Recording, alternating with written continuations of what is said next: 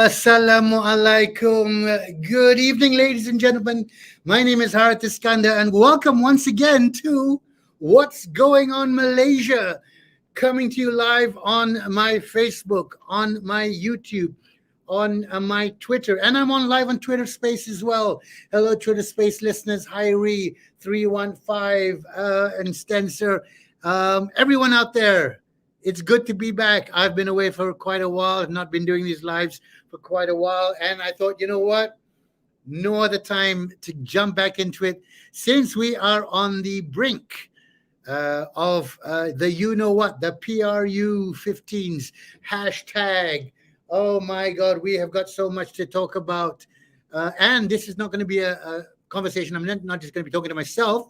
I've got a very special guest, and you know who that's going to be. But I'm also wanting to involve everyone out there on the live. If you're watching on YouTube, if you're watching on Facebook, I've got the comments. For example, John Paul Francis says hi.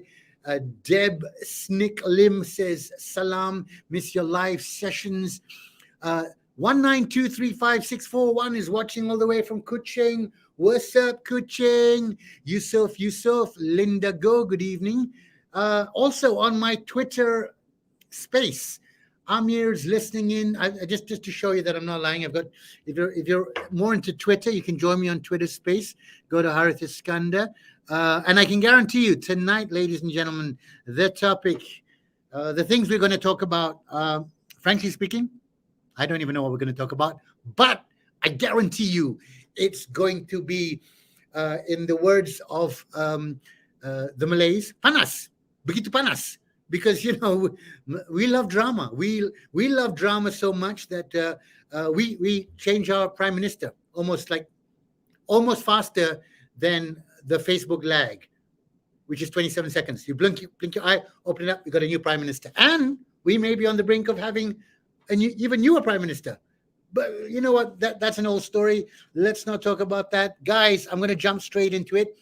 First of all, just a reminder, if you're watching on Facebook, please share this Facebook live streaming. It's all about live. You never know what's going to happen when you do it live. This is not pre-recorded, and I can tell you it's not pre-recorded because, that's my watch. It's 9:04 p.m. on a what day is it? Monday. Okay, there you go. Good evening, Mervyn Ambrose. Good evening, Three Thevi. Good evening, Kirsch. Good evening, Irene. All right. Let's jump straight into it. Ladies and gentlemen, my guest tonight, very kindly, on the last almost a whim of a moment, said that, yes, he would be a guest on my show, and I'm so glad to talk to him. This gentleman is a Malaysian politician, of course, with the Democratic Action Party, or the DAP, and as you know, is a component party of the Pakatan Harapan, and he's the incumbent MB of Klang, something close to my heart because my wife is from Klang, and every time I go past the roundabout at Taman Chilung, I see his face. I've never actually met him. We met very briefly in the tech check, but it gives me great pleasure to officially meet him along with the rest of you. Please welcome to the studio, YB Charles Santiago. Apa khabar? How are you, sir? Khabar baik, Saudara Harith. Very good to see you. Yes, we have never met, but it's a pleasure always talking to you and listening to your jokes and so on and so forth. Oh, thank you so much. No, but it's true. Every time I go to visit my in-laws in Klang, for years I've seen your face on a billboard. Oh, what do you know? it's like I know you. Okay, you know what? there is no structure to this program, but I would like to jump on a certain topic which just happened over the weekend, uh, which I believe is, something that was, in my own thoughts, unnecessary. But this raid, which was conducted on a celebration of Halloween on a particular venue in Kuala Lumpur, the Rex KL, and it was raided, and people were dragged in to Black Maria vans, etc. But of interest, what I found was, I mean, a lot of my friends, a lot of people I knew were tweeting and commenting and saying, how could this happen? But I did notice there were not many comments or not much response from current, let's say, people in influential positions of powers, except yourself. You tweeted, and here I'm just bringing up your Twitter here. You tweeted, the Rex KL raid clearly shows that the LGBTQ community continues to be targeted by authorities. This is harassment against a marginalized community. When will we learn to respect and accept people for who they are? And you actually had a thread of tweets, and if you want to read these tweets, I'm not going to go through them, but you can go to Mr. Charles Santiago page and tweet. So can I just ask you, what compelled you to tweet about this and bring why this topic for you? I think basically what happened was very wrong, and in my view, a very un-Malaysian thing. This is a private function which had a police permit, and it was a Halloween get-together. And there's no reason to raid a place when you actually have a police permit. It's a private function by invitation, and therefore it makes no sense. Why would the religious people go in and arrest people who are in a private function? It makes no sense. And in my view, this goes back again to targeting. It's a targeted raid against a community that already is very vulnerable in Malaysia, and is always being used by the political parties to position themselves as we go into an election period.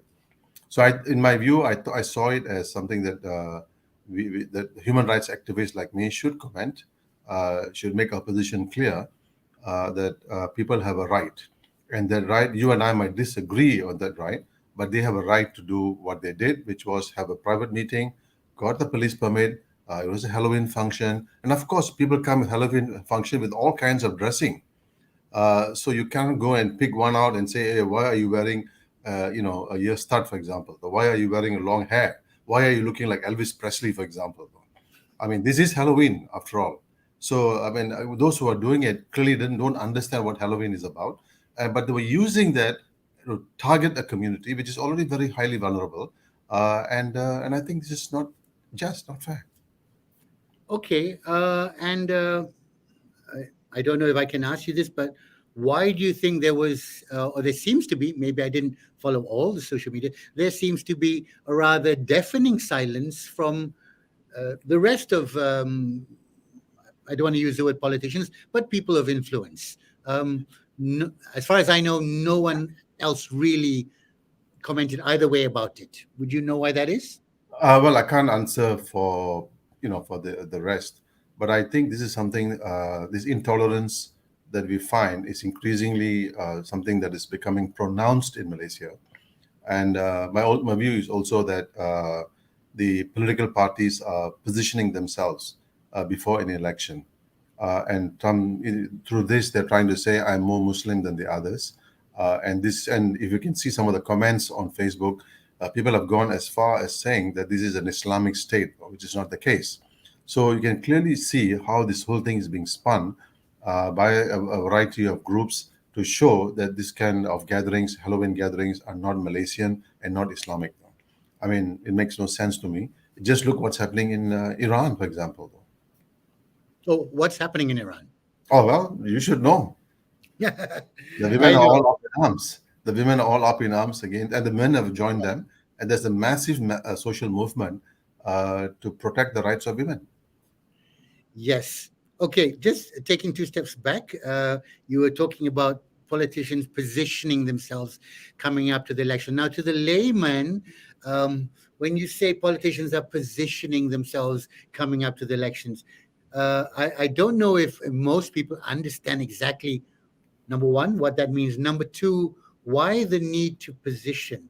Uh, as far as what we think democracy is all about, you see someone, you think you like them, you vote for them, they either win or they don't. But we are most, if not all of us, are not actually aware of what goes on behind, like the positioning and all. Could you just maybe take 2 or 3 minutes to describe, before we go into deeper, what that actually means, positioning yourself for the upcoming elections?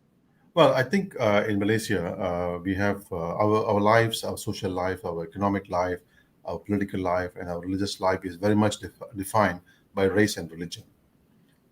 And therefore, there are some groups in the country that want to be seen as promoters of Islam and as custodians of Islam. And it is this group that actually goes out to make a statement that says we are doing all of this in order to protect the character and the integrity of Islam. Everything else is considered secular or liberal is something that we will reject. So this becomes a narrative that you develop as you go forward into an election period. So then you actually have two groups of people, one that supports Islam and one that supports a secular state. And for the group that they are looking at, which is the Bumiputera community, Muslim Bumiputera community, for them, yes, this is the narrative that we want. Everything else is secular and everything else is liberal, and therefore we reject that. So this is a kind of a mindset change that is being pushed as we go into an election period. Oh, as you explain it, my mind almost get jammed because it, and I know this, it's always bigger than what it seems. Now let's talk about, okay, from your point of view. Yes, we've read on social media, election was sunny called, the parliament was dibubarkan. Um, many people on my social media stream were up in arms because why are we holding an election or attempting to hold an election during the flooding or the rainy period? Perhaps you can give us a little bit of insight coming from where you are in the DAP. What was Did you know it was going to happen? They were going to take this measure. I do understand. I read somewhere that you were trying to get it overturned, the decision, etc. But from the inside, what can you tell us a little bit leading up to that moment and subsequent, once it was decided that elections are happening, what happens then? Well, I think this clamoring for elections has already started a couple of months ago, maybe even a year ago, when you have elements of what we now call popularly the Mahkamah cluster, the court cluster in UMNO, wanting to have an early elections. And of course, there are many interpretations of why they want to have an early elections. Of course, UMNO will say that they want it because they want stability. And of course, everybody knows that there are people in UMNO who are trying to escape going to jail and they want to escape the court process. So, in order to, and I think one of their cases is coming up of a verdict sometime end of November. So I think before that date comes up, you need to have an election, and hopefully that through the elections, and if UMNO does well, there is a big possibility of overturning whatever decisions that can come out from the courts. So I think this is something that everybody knows. Everybody knows. So that is why it makes no sense, and I think it's completely mind-boggling how you can have an elections during a typhoon season where floods are very rampant across the country. But just look at last year. Look at the situation last year, and I want to pose the scenario, and I've written about this to SPR on October 3rd and October 10th of last month. I wrote to, this month, early this month. Today is the last day of October. I wrote to SPR saying, do you have an SOP available in how you would manage a polling station that is flooded, access roads that are flooded, and also people who are going from, say, KL to, say, Kelantan, Terengganu, and Pahang, or even to Johor, if those roads are flooded and they can't reach the polling stations, what are you going to do? And Hari, this is a real problem. And I should tell you what the larger problem here is. And this goes back to the integrity of the election process, as well as a free and fair elections. Now, let's assume states of Pahang, Kelantan, and Terengganu are flooded. Let's assume, let's assume. However, Right. states like Malacca, Johor, and Negeri Sembilan is not flooded. So technically, those places that are not flooded, you would go and vote. But on Okay. the other side, on the East Coast, it is flooded. Your access roads are flooded, the police stations are flooded, and therefore you cannot go out to vote. Now, you have a situation in two parts of the country. One part of the country goes to vote, and another part of the country does not vote. How then do you declare which party had won, or which group of parties have won in elections? And it will be very unfair. It will be very unfair because assuming that Party A, for example, does very well, extremely very well in Malacca, Johor, and Negeri Sembilan. Now that will and you can't have an elections on the other side. But people are such, they'll always follow the guys who have only won. We always want to support the champion. So therefore, you will have a situation whereby it'll be unfair to the parties that are competing in Terengganu, Kelantan, and Pahang. Because the verdict is already out. The verdict is already out. This party A did so well, but on the other side, you haven't gone to vote, and people. Sorry, that actually brings up a very good question. Let's say hypothetically that it happens. Let's say hypothetically the entire East Coast hypothetically is you can't get in, and voting does not happen. Is it in the Constitution anywhere that declares a certain percentage where this is a result, or below that percentage, result unaccepted? Well, this is the call that SPR has to make. And the purpose of the letter, which was not even acknowledged, it was sent to not only the chairman of SPR, but also each commissioner of the SPR. I think there's 7, 8 of them. All of them were sent. But we did not get any acknowledgement. And exactly the question that you are raising, when do you say this election has to stop? Or this polling station cannot happen? People, these roads are flooded, access roads are flooded, the school is also flooded, and therefore you cannot reach the place. So at what point does the SPR say elections cannot go on? This is not clear. It's written down anywhere. No, it is a first experience for Malaysia. Although there are other SOPs in other countries like Thailand and so on and so forth, but Malaysia being different, our terrains are quite different, and our rule of law is also quite different. But the point is, how are you going to manage this? And on top of that, the police have actually quite clearly said that they will be challenged, very challenged and stretched if an election happens and it also floods. Which means to say that, Mats Malaysia has said the same thing, Bomba said the same thing. So the logic of having elections during a typhoon period absolutely makes no sense. And I think, people should just come out and, and vent their anger at the ballot boxes. And it's also clear that because of this, the perception that the amount of voters who will turn out to vote will also be low. And this is very challenging though. Right now, there is no enthusiasm about an elections. There's really no enthusiasm. People are saying, why go out to vote? And then if you have a flood situation, if it rains 3 days before the floods, people are going to say, why am I going to travel all the way to Johor or even to Kelantan, Terengganu, or even to Malacca to vote? So these are deterrents. And in an election, it should be free and fair. There should not be any barriers for you to get yourself into a polling station to vote. And I think this is where the fundamental, fundamental basis of election is being challenged. And I think that's something we have not come to terms with. And I think we will wake up to it, real soon. Not just that, but I think I saw an article today where YB Khairi is actually quite understated, but saying that there's possibilities some kind of new strain or a new outbreak is possible, which is another reason. Exactly, a further reason. Reason. Yeah, and the numbers yesterday was 3,000. I think about 5 or 6 people have died, and it can go higher, and it can go up and down or whatever the case may be. But as you point out, this will be another deterrent for people to come out to vote. So the older community, as Warga Emas as we call them, they might say, this is too problematic for me. I'm not going to come out to vote.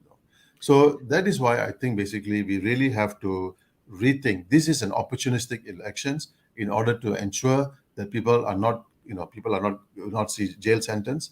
And I think the party that called for it should be punished.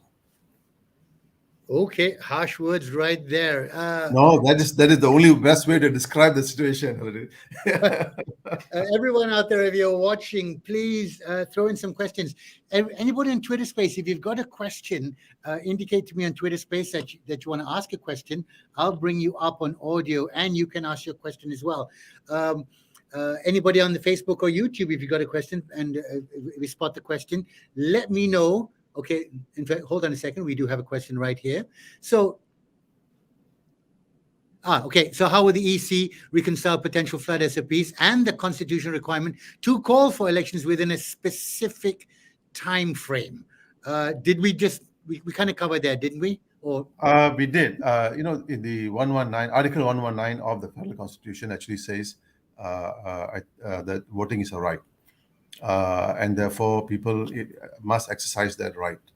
And in this case, if it begins to flood, even not on the day itself, even 3 days before that, if it starts raining, people will have to make their own decisions about traveling to vote.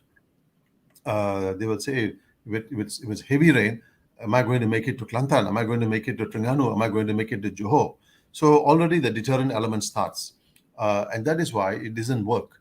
You are here. The whole approach of the whole reason of having an election is to vote for a government that can take care of people's needs, that can take care of people's aspirations, and bring stability to the country and progress with people, jobs, climate change, and all the variety of issues that we speak about in our media and so on and so forth. So therefore, you actually deny people that right when you have an elections in this situation where there's a possibility of flood, and on top of that, you have a COVID scare that might actually emerge in the next couple of days and weeks. okay. Before we go to this question, which is YB, what is your thought on the low turnout amongst Undi 18 voter category? I just have a question at the top of my head. Azmi, we're going to get back to you in just a moment. We'll hold on to that question. I want to ask you, because you mentioned about stability, YB. Yeah, so I'm of the opinion that it really doesn't matter who wins. I would like some stability for the country. What do you say to the argument that, it was stable during the prior to 2018, and since then everything has become unstable, and therefore, in my mind, I'm playing devil's advocate here, or that is a stability I'm looking for, and I don't really care too much. Yes, there might have been a little bit of corruption here and there, but it was stable. How do you answer to this argument? I think it's all how we define the notion of stability. Okay. Stability for whom is the question that we need to ask. If you talk to a man or a woman who's looking for a job, she will say, my life is very unstable. If you talk to a family that has got a challenged child, they will say, I'm forking out so much of money, I can't send my child to the hospital or even to school for the matter. So stability for the rich is different and the stability for the poor are different. And I think if we have, say, for example, looking forward, how to address stability. Stability is just not because you have a prime minister who doesn't have an idea, or leadership that is clueless about the incoming or the impending recession that the whole world is talking about. But I think what the government can do, or what the way we can approach, is one, begin to close the gap between the rich and the poor. This is something that will address stability in a very big way. Number two, we need to have social protection. There's a massive lack of social protection in Malaysia. Our social protection is largely geared towards the formal sector. What we need is a major social protection approach for the informal sector, which is very huge in Malaysia. Very What do you huge. mean by that? Sorry. Sorry? What do you mean by that, formal, informal sector? A formal sector is where you actually have an employment contract with an employer. But in the informal sector, you don't have an employment contract with the employer. So you work on a daily basis. You go to work in the morning, come back, I pay you 50 ringgit or 100 ringgit. And tomorrow, if I don't need you, I will not take you on. So, for example, that's how it works. For example, lots of our food panda is also informal. Food supplies is also informal. But these are people that have no social protection. And the number of people who actually suffered through on the COVID as well as the floods last year was enormous. And it doesn't appear that the government of Malaysia has learned anything from that. So if we want to bring stability, address those issues. Address issues of poverty, address issues of social protection, address issue of prices, address issue of jobs and wages. You just cannot be giving pathetic wages and saying we're increasing wages. It must be a living wage. So this is how, in my view, you address stability. But Okay. the thing is, we do not have a leadership in the country that actually understands what is required, what is how we define stability, and they think when you have a strong hand, a strong, leader in the country, that is what stability is. In fact, history has shown that is not the way to define stability. Stability is one when you have more equality in the country, where you have better social protection for people, where people's rights are protected, where you have a court that protects people's interests. I mean, today one of the big problems that we have is large number of young children are stunted. It's terrible though. I mean, we are now looking at a similar situation as in Africa, where Africa is known for its stunted growth of children. But Malaysia, in our homes, in Malaysia, in low-cost houses, we have children who are stunted. And already, why? It's because of poverty. So you don't have to be a rocket scientist to figure stability, though. Make sure wages goes up, provide support for children, provide breakfast food supply for schools, for children in schools. This is something you do, and that is how you bring stability. And stability comes with opportunities as well. Provide the opportunity for everybody, not just for political people who are linked politically, but you have to bring it for everybody. Be fair, be just, and provide support for everybody, and create an enabling environment. This is the challenge of stability. Very well said, YB. And you were talking about youth and stunted growth, which leads us back to the question from Azmil Muhammad just now. What are your thoughts on the low turnout among the Undi 18 voter category in the recent state elections, and will this affect the general elections as well? And before you answer that, YB, maybe can you move your laptop where you are then put to a little bit to the center of the screen, the other way? Yes, because Oh, such. I mean, I'm not going to say anything about your hair because we're just two good-looking men having a very casual conversation right now, and I think feeling I have slightly more hair than you do, though. just a little bit actually. Yes, a little bit. Yeah, you know what? You can say that, and I'm not going to argue you on that point. But yes, speaking of lack of hair, the Undi 18 vote, will it make a difference? Will it not Uh, make a difference? What are your thoughts? I think one of the things that we have to focus in the next one, well, not even 2 3 weeks, but the next couple of days, is to start reaching out to young people to come out to vote. I have spoken to a number of people, both in Klang and elsewhere, and clearly the enthusiasm, before in many years ago, for example, general elections 14, it was vibrant. It was so everybody was energized. We wanted to go and vote and bring about a change. It was so clear. But right now, people are saying, vote for what and vote for whom? Yeah. So I think this is a problem, and a problem not only that faces young 18-year-olds, but also people who are much older. People are saying, people there's a bit of a lethargy, and people also don't see a direction. People don't see where we are going, where we are heading, and where the political parties are bringing us. In which direction are we going? So I think there are many issues that needs to be dealt with. But I think the Undi 18, by and large, will follow what their parents are going to tell them. And therefore, in that sense, it's going to be quite predictable. Oh, that's an interesting theory. You have a feeling that the by and large, the under 18s or the 18s now are going to vote who their parents tell them to vote for. Yeah. Why do you, or rather, how do you come up with this theory? Well, Are it's not a theory. able to think for themselves? This is what the young people tell me as well. And also, when I talk to the parents will tell me that, I'll tell my son how to vote. And given that they're 18, I think chances are they will follow their parents. But of course, there are always exemptions to the rule, where people say, no, I want to vote for this guy.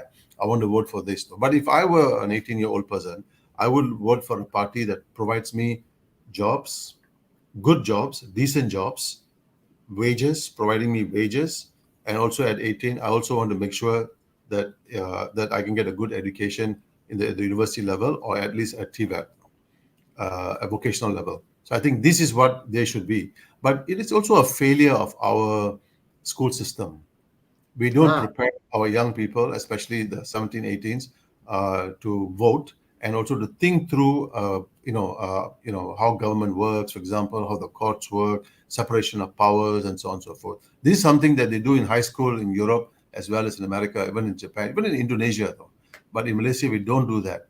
So this again, we have not prepared, we have not created a platform for young people to discuss some of these issues as they begin to become very big players in the political arena. They don't realize it. That's the sad part, because their numbers are very huge. you are not wrong there. I have to ashamedly admit, YB, that I must have been way into my 30s or even 40s before I began even to have an inkling of how the government machinery works, how it affects me personally, how it affects society. And now I think to myself, yeah, I wish I knew this when I was 18, so to speak. I wish I'd learned this. Okay, you know what? Um, Everyone on Twitter Space, anybody wants to ask a question on Facebook, you want to ask a question. YB, I'm going to give you three scenarios and maybe spend a few minutes giving us your thoughts. Scenario number one, there is a victory on the BN side. Scenario number two, it is closely split, 51 to 49 between, well, no, there's so many parties. There's BN, there's PN, there's PH. It's just too many to count. But it just, let's just say it's a mashup of very close fights. And scenario number three, the opposition, i.e., Pakatan Harapan, manages to nab it back again. Could you spend, let's say, a few minutes in each scenario, in your opinion, what is going to happen to our country? Let's start with scenario number one, the BN, i.e., UMNO-led coalition manage a victory. What's going to happen? Well, I think if you go back in history, in the last so many years, including the last 2 years since Pakatan Harapan since the Sheraton move, it was in some sense a PN-BN government. And that tells you, that gives you a good inkling why you should not support that government. Because one, the response to the COVID and also response to the floods that happened last year was slow, was extremely slow. Many people had died, and the hospitals were not even ready as they were as the situation was getting bad to worse in terms of COVID. I think, of course, finally they got the act together, but the damage was done. The damage was done. I mean, look at the floods. Look at the floods that happened in Selangor. All that the government could say, all that Prime Minister Ismail Sabri could say is, "Oh, we didn't think that the floods will actually, the wind will come, the wind will bring the clouds to Selangor," but it did.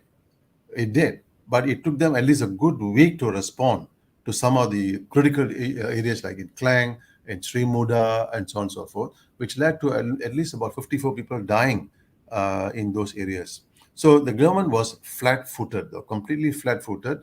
And also, I think it's important that we need to recognize that we need to have a government with a plan, a government that is it's got people at the center of development. And I think that government is not the Barisan government. And under Barisan government, you can very clear, inequality has increased. Clear, inequality has increased. Social protection needs to be improved. People can't put food on the table. I mean, I really mean that when I say people can't put food on the table. I have gone to people's homes. I've seen how they have eaten, and I've asked difficult questions to parents, and especially those who have lost jobs in the last year and who have not got jobs going forward. They are unable to put food on the table. So they all are eating happily rice and rice and rice, whereas they can't even afford sometimes, you need to have, all your meat, your vegetables, and so on and so forth. It has become a luxury though, for the modern Malaysian family, the urban poor family. meat and vegetables have become very luxury. So who is cause of all of this? Today, the cost of living is extremely high. Who's the cause of it? It's the government in power. It is the Barisan government. It's the UNMOS government. Children are stunted growth. Whose responsibility is that? It is the Barisan government. Today, jobs are unstable. People's contracts are unstable. Why? Because there is no enforcement on a decent job positioning of the government. We don't have that, and then lack of social protection, especially for women in the informal sector. And this is something that I've been harping in Parliament, impressing upon the government that a large number of women are working in the informal sector. They need some kind of social protection. And I even looked at what they were doing in Brazil in order for us to copy it in Malaysia, though. But nothing happened. Inequality is out of control, though, really out of control. So if you look at all of them, the best way to describe is this is the cause, this is an outcome of Barisan Nasional or UMNO's management of the country. Okay, what would you say then to the argument that, okay, let's say Pakatan manages to wrest it back. What's going to be different this time than what happened the last time? I think that is an argument that I hear amongst my social circles from people like, what's going to be different this time? Okay, I mean that's a fair question, and I think a lot of people ask that question, and that's a question that has to be debated publicly as we go towards an election. In my view, 22 months is not enough to evaluate performance of a government. And within the 22 months itself, there was so much of sabotage happening within the government itself. So this was a government that actually, was working against itself, where there was an complete sabotage by some elements within the government, and which was all done in a very smart fashion in order for them to create the Sheraton move and to form another government. So you really cannot put the blame on the 22 months of Pakatan Harapan because it was never given a chance to perform. And I think Pakatan Harapan should be given a chance, because I can assure you that one of the big things about Pakatan Harapan's policy at that time, but which could not be implemented, but going forward in the next elections, is to reduce the income disparity between the rich and the poor.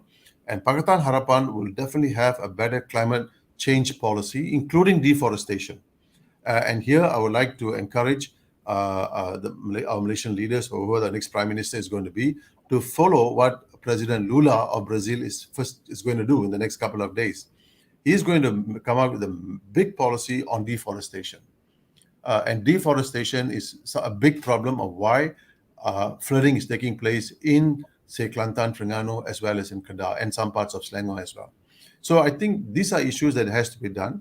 And I think children need to be supported in terms of food. Because today, one of the hungry as a category of people, one of the groups that are going hungry are our children. So therefore, we need to address these things. And I believe Pakatan Harapan will have a chance to do that. We're given a chance to do that. And I think in the next 2-3 days, I think the Harapan government, the Harapan leadership will come out with a manifesto explaining how they will rule the government if elected on November 19th. Okay, I'm just going to go back to what you said a little bit earlier about the 22 months, but we're gonna take someone in from Twitter Space. Hello, Kaz, is that you? Kazman, can you hear me? Kazman, on your mic. All right, Kazman, I'm going to give you 2 more seconds to say something. You want to say something, Kazman? No, he's not going to say something. All right. I'm just going to remove Kazman. Guys, if you're listening on Twitter Space, you can request to join in the conversation. Okay, just going back to what you said earlier, there is the argument that why is 22 months not enough to at least see some kind of change that will convince me as a voter that this time, you know what? We were almost there, so let's give this party another chance so that they can complete the job. Why is 22 months? So are you saying if you want again 22 months still would not be enough for the next 22 months? No, I think basically we have to look back in history, and then we have to look at the fact that Barisan was in power for almost 50, 60 over years. and really you're taking over an entrenched civil service, entrenched civil service that had a certain way of looking at development, a certain way of looking at the future of the country. And it's not going to be easy to transfer from the BN government to the PH government. You need a mindset change as well. So one, you need the change. I think initially there was a problem of a buy-in from the civil servants, but slowly as they were getting warmed up towards the Pakatan Harapan government, we lost the government. Number one. Number two, if you look at policies, for example, in transportation, it was done very well. I mean, there was a lot of plans that were put forward, through the Ministry of Transport on even on labor, for example. Major strides were made on labor, especially on training, on really upgrading on TVAT, for example. And there was a massive move to get more people to go into training, which took place compared to the Barisan government. But this all takes time. This all takes time. The government's work slow. Planning is also slow. So you need more than 22 months in order to realize that we could have done a better job. Okay, fair enough. Here's a question. Even if Pakatan win again, I do believe that civil service is still there. They're still entrenched. How are you going to change that? By the way, I'm actually in agreement with you. I believe that the country is not so much an issue of who will become prime minister, but I liken it to a pair of train tracks. We're on a train track that was set in 1957. It's been around for 62, so how many ever years, and it doesn't matter which train engineer you change at the front train, you're still on the same tracks. How do you change those tracks? How do you change the civil service if you feel that this is something that's entrenched and needs to be changed? Well, I think the Pakistan leaders in the last 22 months realized that there is a way how you manage the civil service. And I think they've learned a lesson. Some have learned it faster than others. And I think one of the major responsibilities is for the Pakistan government when it takes over in the next month to start working in a very amicable fashion, and therefore and also to ensure there is a buy-in of its policies. And I think some of the things that the Pakistan government should think about is not to order and instruct people what to do. That is when the problem starts. I think we can be a bit more friendlier. We can be a bit more consultative, and get the buy-in first. I think that buy-in is really quite important. Okay, fair enough. We've got someone in Twitter Space. Sean Rowland, are you there? Turn on your microphone. I hope. Yes, Sean. Which is now we have to move on to very right place to get 22 months. We are not talking about 22 months right now. We are talking about to change the environment of the country through growing up with a good thing. They don't follow the same system and same category, whatever they follow by other government in the election before. What we try to say, we bringing a very transparent country, which is very the system in terms of technology, in terms of education, in terms of daily expenses, monthly expenses, which is they have to move on to be very part of very dealing with. Sean, do you actually? Thank you so much for your comment. Do you actually have a question for YB Charles Santiago? Yes.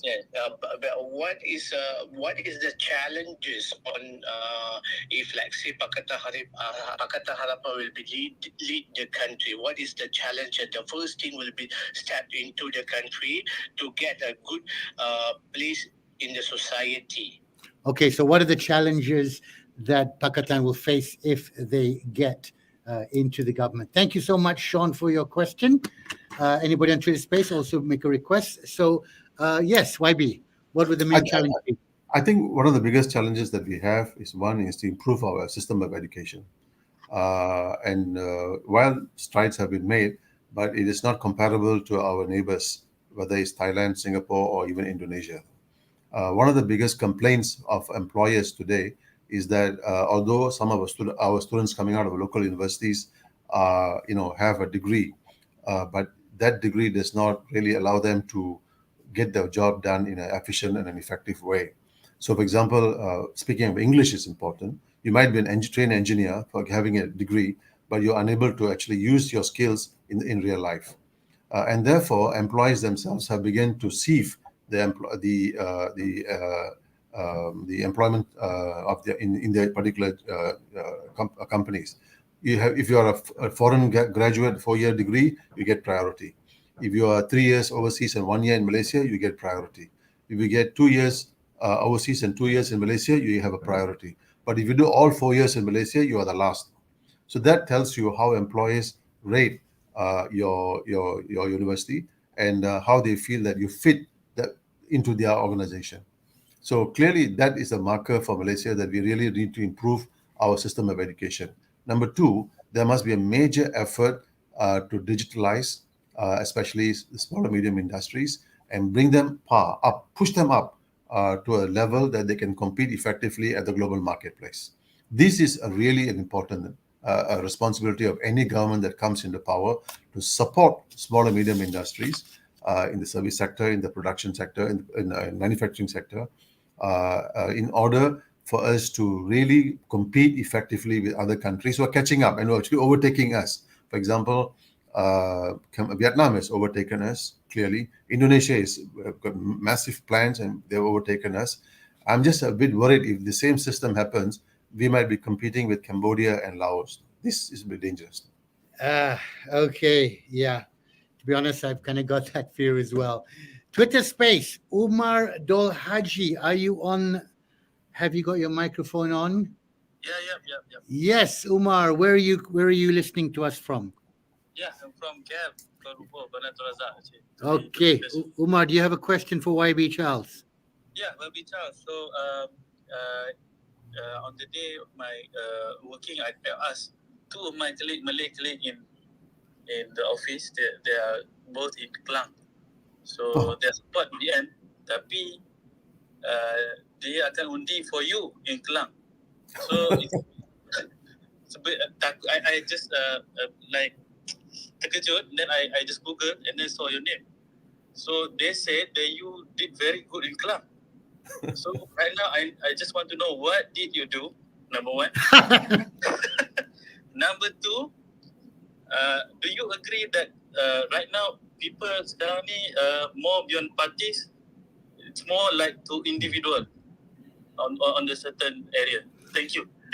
Thank you so much, Umar. That is very good. So, YB, first question. What is this? Is this a planted question, though? I swear to God. I'm just, someone requests. Guys, I'm letting you know that I'm just pressing. If you request, okay. I will bring you in. So okay. YB, I also want to know what are you doing, Klang? Why these two people want to vote for you now? That's number one. What you do? Maybe just spend 1 minute talking about what you did in Klang. And number two, interesting point he brought up. Are we at a point now as a generation or as a voting generation that we kind of want to go for the individual rather than the party? What are your thoughts? Okay, actually, in the last couple of years since the COVID, my office and my office involves a whole lot of volunteers, including the local councillors. We would have actually given just the COVID alone, not the floods itself, food supplies, vegetables and fish, and also ration to easily about 50 to 70,000 households. That's the kind of a massive emergency response that we actually undertook.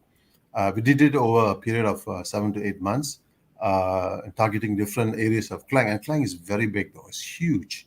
Yeah. From Pulau Indah to Klang Utama on the other side, it's just huge. It's bigger than actually Penang.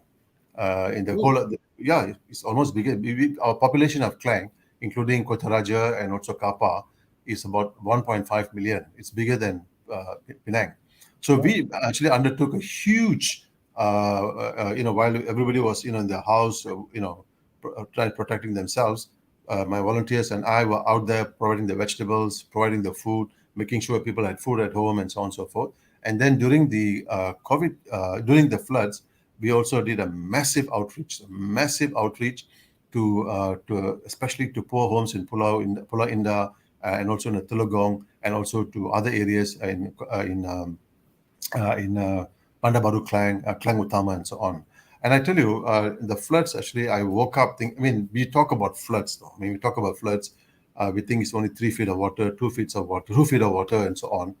But let me tell you, the volume of water that I saw on December 17, December 18, 19, and 20, 17, 18, and 19, December last year, I will never ever forget it. It's almost like a sea in front of you, Yep.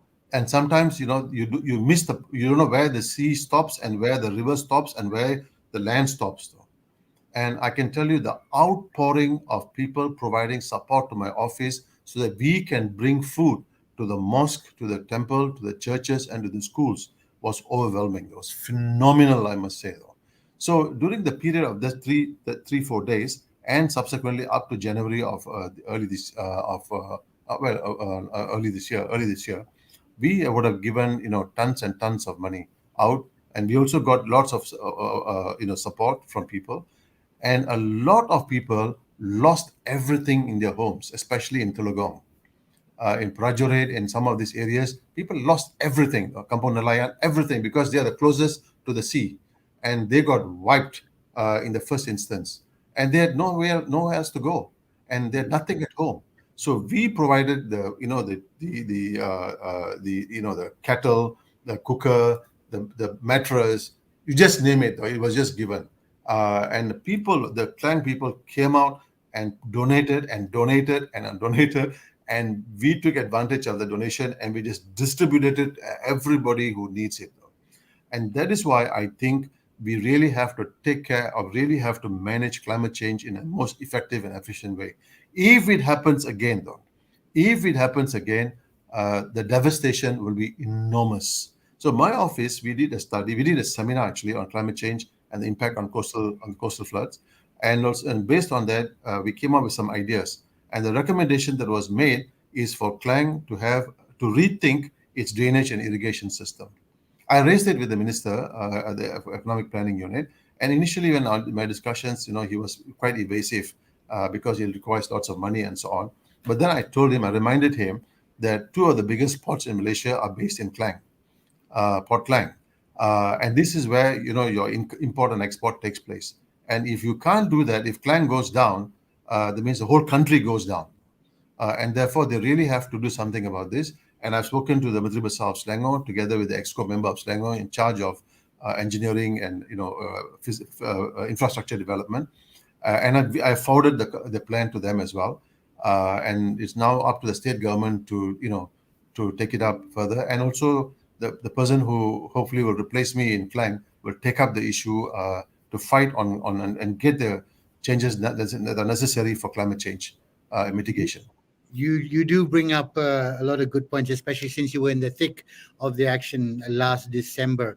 And yes, I know exactly what you're talking about, because I was actually on the ground at the time as well. We're almost running out of time, but I would like to bring in one more person from Twitter Space who says he's a mix of Sarawak and Jawa.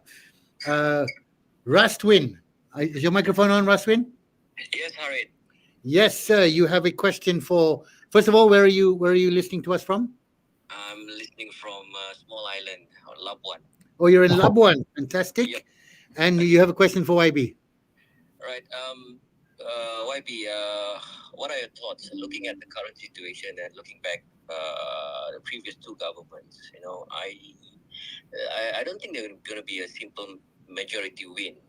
If after the elections, there's some party saying that we're going to partner with any or whoever wins the elections. What are your thoughts on that? Because at the moment there are some parties still struggling to put who's on whose teams and this and that. So, but then after election they want to team up together. What are your thoughts on that?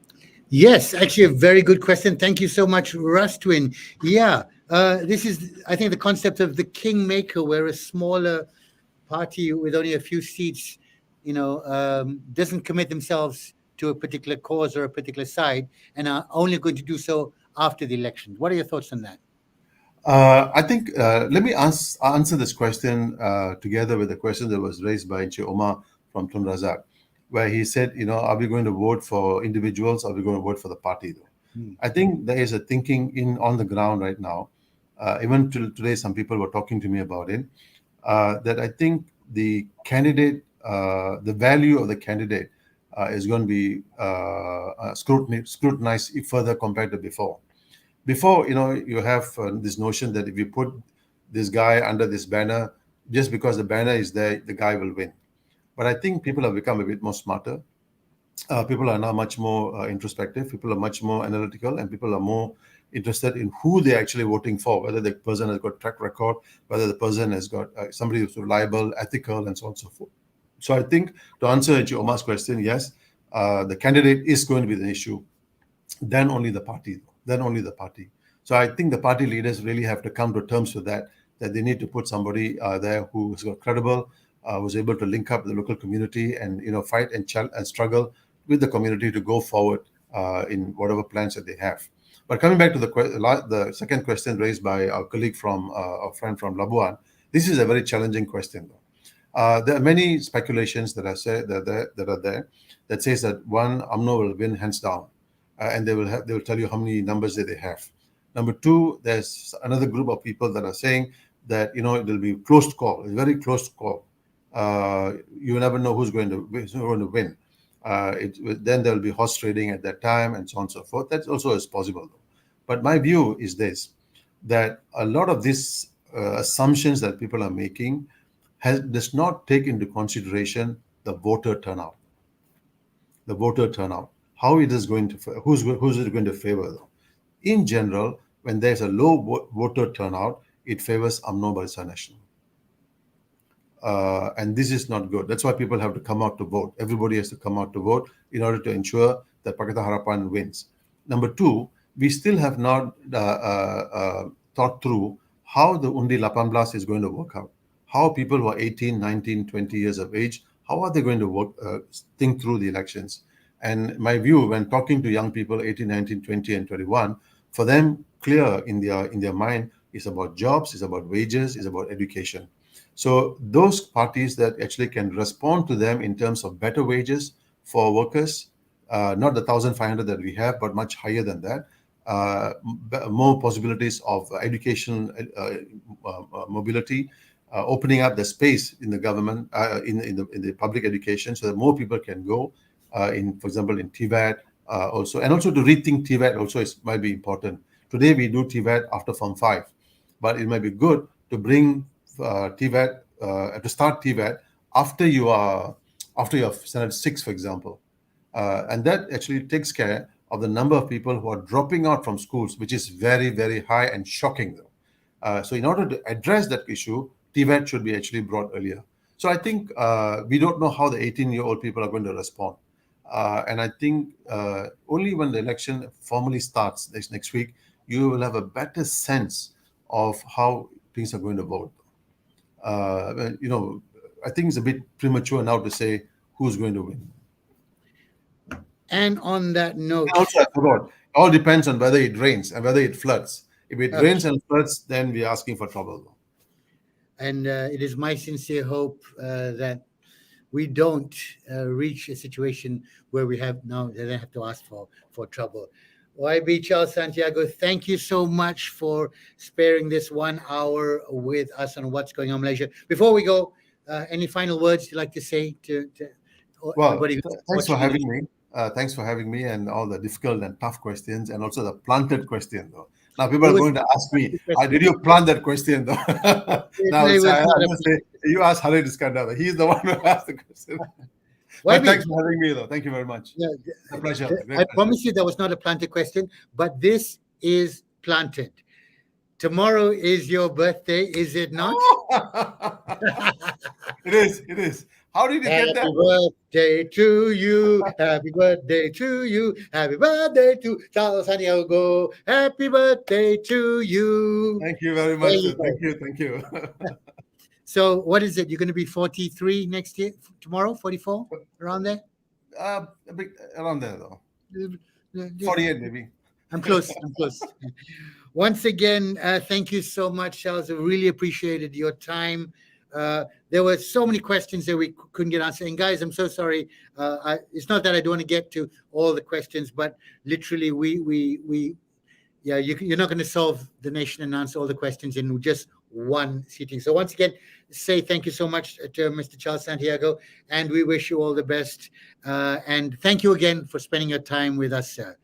Thank Take you very care. much. Thanks for having me, though. Thank you. Best Thank wishes. you. Good night. Thank you, sir. All right, everyone. That was YB Charles Santiago, the incumbent MP of Klang. Guys, I saw so many questions. I'm so sorry. Especially there was one person. I just want to address this. Nuggan, I know I saw your questions, Nuggan. You were asking about Malay, Chinese, Indian, and why since 1957 we are still the same. The reason I did not bring up this question, Nuggan, only because this is probably the question that's also closest to my heart. But I guarantee you it's not going to be answered and not going to be solved in one small episode of What's Going On in Malaysia. However, Nuggan, because of you, I am going to dedicate, if not the next episode, but the episode after that, to this question of why are we still dividing ourselves by races, Malay, Chinese, Indian, other, after 60 odd years. I promise you, you would not get the answer tonight. You may not get the answer in any episode, but I'm going to look at that. On that, ladies and gentlemen, thank you so much for watching and listening. Thank you so much, Twitter Space. Shah, Chet, so many people on Twitter Space as well. Thank you to everyone who has been commenting. I'm going to go back after this and try and answer to each and every one of your comments on YouTube and Facebook. And I hope if you're on Facebook, please, once again, share this episode. And I tell you why. Because the more you share, the more followers I get, the more followers I get, the more inspired I get to do more programs. And the more programs I get to do, we get to learn much more. This has been Harith Iskandar, What's Going On in Malaysia. Once again, I don't think I'm ever going to change the country in one conversation. However, I do believe that we have, if not, we've taken one small step forward into understanding what is the greater good, what is a better Malaysia, and how we can take the steps to get there. And step number one, please go out and vote. If you've registered, please go out and vote. And we pray and we hope that no calamities befall the country or yourself as you're doing this process. Because once again, yes, your vote does count, and the more people that vote, the more likely we are to end up with a government that we decide we want to have. Okay? So, I know I've got a video out there which says don't vote, but if you actually watch it carefully, you'd get it that I was actually asking you to vote. All right. Thank you very much. That's it, ladies and gentlemen. I've had so much fun. Thank you so much for being with us. Thank you. Hold on. One final question. Bro, please address the brain drain in Malaysia also. Yeah. Okay. First of all, we're going to address the clogged drains in Malaysia as well, which still remain clogged. I know since last December, and some of them are still clogged 1 year later. That's another story altogether. Terima kasih. Assalamualaikum, ladies and gentlemen. Thank you for watching What's Going On Malaysia. I'm going to end the broadcast right now, and I'll see you guys real soon. Thank you for watching. Good night. Terima kasih.